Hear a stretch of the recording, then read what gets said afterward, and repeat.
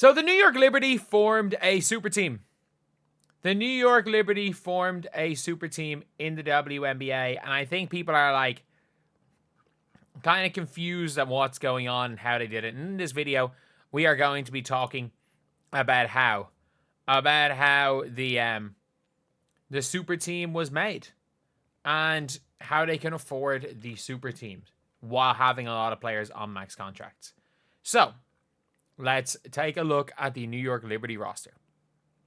So Steph Talbot's probably signed on close to a minimum. We would assume she's on a prorated minimum. Niara Sabally is on her rookie contract. She's on her rookie deal. I don't know what Niara Sabaly's salary is. I think her salary is 90 for year 4. So if you look at their salary, why they have so much salary?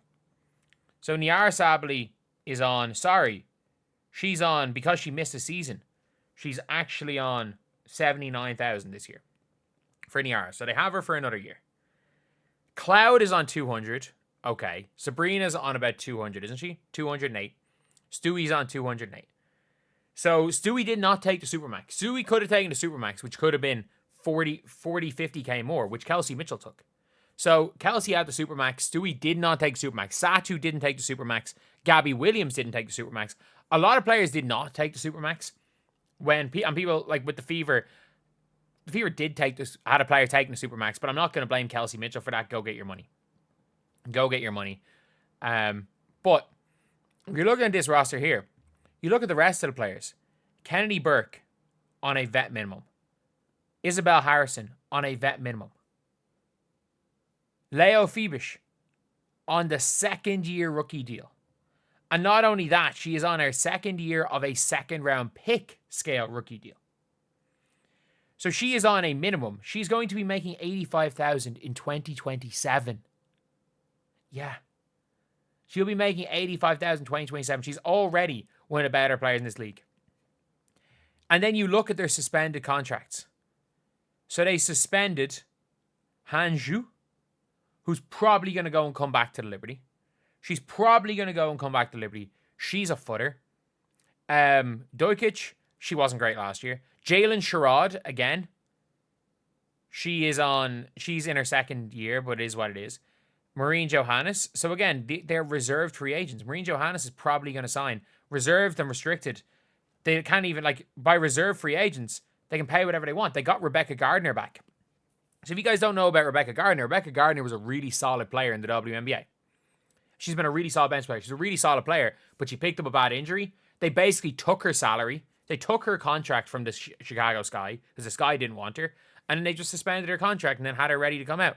Maureen Johannes, they've been cool with Maureen Johannes choosing when she does and when she doesn't want to play in the WNBA. It's why they've had Maureen Johannes on a minimum contract. Jalen Sherrod is an undrafted player. Leo Phoebish, again, they were completely they traded for Phoebish's rights as a throw-in in the Marina Mabry trade. So again, that is a complete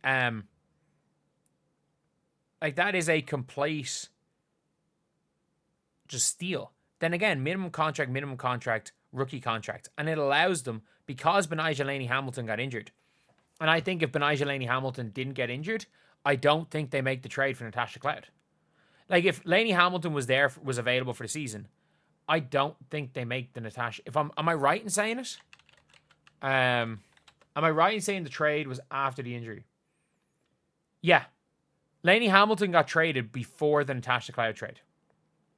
So I don't, because again, the Liberty were trying to trade for Cloud and they weren't willing to meet the Suns' asking price. So I genuinely think, that we wouldn't see that trade be made. So I still think they would have held out for Emma Meesseman. It just would have been Sabrina starting at the 1. They would have went with their starting 5 from the finals last year with Laney-Hamilton and Phoebish at the 2-3.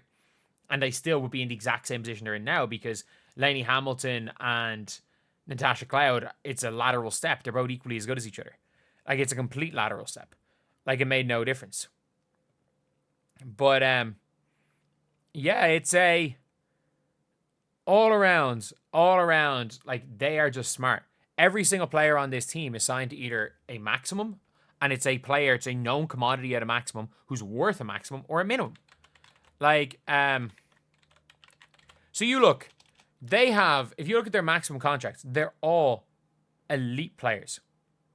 They're all stars. But you look at the Fever. They signed Natasha Howard to a $214,000 protected veteran minimum, maximum. That is more than Stewie took. And again, I know it's not that far off the minimum. Sophie Cunningham at 100 is actually a steal for her. So when it comes to the Fever, obviously for Katie Lou, they signed Katie Lou to 180K, which are the dumbest contracts because the 180K contracts are the Mercedes Russell contracts. I'm going to show you guys what the 180K contracts, what they are. What they are as far as just player salaries by players. So the 180K salaries are in that range. It's where you get your, let me just sort it by 2025 salary.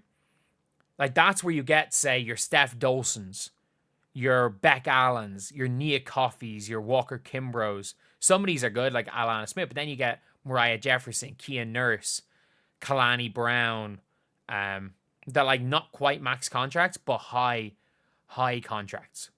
Your Jordan Canadas, your Ezzy McGuire, I don't think is bad for that. But like there's as many bad contracts as good contracts between 100 and 200K. But what the Liberty have done is smart is all their players are either really good or on minimum. And then what's going to happen next year is if any of, say, Maureen Johannes or Gardner want to get a bigger contract and they can't afford them, okay, that's fine. Because you can leave, Maureen Johannes, you can leave. And if you guys don't know, there is a player who actually starts over Maureen Johannes for the French national team, who is 23 years old by the name of Marine Photo. So she is the best young point guard in France. She is maybe not as flashy as Maureen Johannes, but she's a player that is a starter for the French national team at her best. And she is, you're never going to guess, the New York Liberty have her draft rights. So they don't need to suspend her contract because they have their draft rights. As they do with Kane, another really good young French player. And you come into next season, you lose one of these other players. Raquel Carrera comes in. If you guys don't know who Raquel Carrera is, she's the second best young player after Awafam in Spain. She was on the All Eurobasket team. She was, I think she might have been Finals MVP in the Spanish league. And she was unbelievable. She is unbelievable. They have her coming in probably next year. Hanju probably coming back over. They have Soltau, who if things work out, if you guys don't know, Annika Soltau was meant to be this German prodigy. She was meant to have been next up. And things haven't quite worked out for her up to this point. Up to this point, things have not quite worked out for Annika Soltau in her young career, but she's 19 years old. So if she goes and figures it out, she's got 2-3 years to figure it out, and they're going to bring her back in, and they're going to just continue to kill it. And like this is without any draft picks. They don't have any draft picks next year. It doesn't matter because they're going to get Raquel Carrera in, who's the equivalent of a first-round pick. Like, genuinely, they're going to get the equivalent of a first-round pick in Raquel Carrera without having a first-round pick, which is why they're able to get all these top-tier players because they're fine trading away their picks because they've been smart enough by getting draft and stash players and recruiting well overseas. Is what a good organization does. And what this means is that they have the most salary available. They have $154,000 cap room.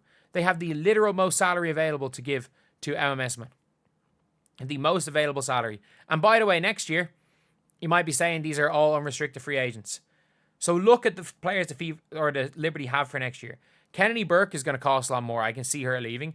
I can see them keeping. They're going to be able to keep Stewie. They're going to be able to keep Sabrina. They're all going to be able to keep John Quell. They're going to be able to keep Emma, who are going to be their four best players.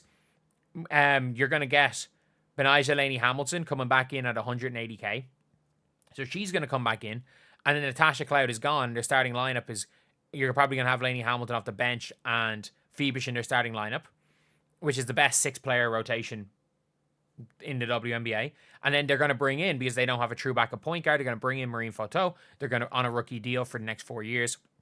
They're going to bring over probably Raquel Carrera. If they lose Kennedy Burke, it's a like-ish for like swap there. Maureen Johannes probably likes New York and probably wants to just come back and play with New York. And then the likes of Rebecca Gardner and stuff, they're the reserve free agents. And they're going to be equally as good, if not better, next year. So yeah, Dynasty coming. Not great.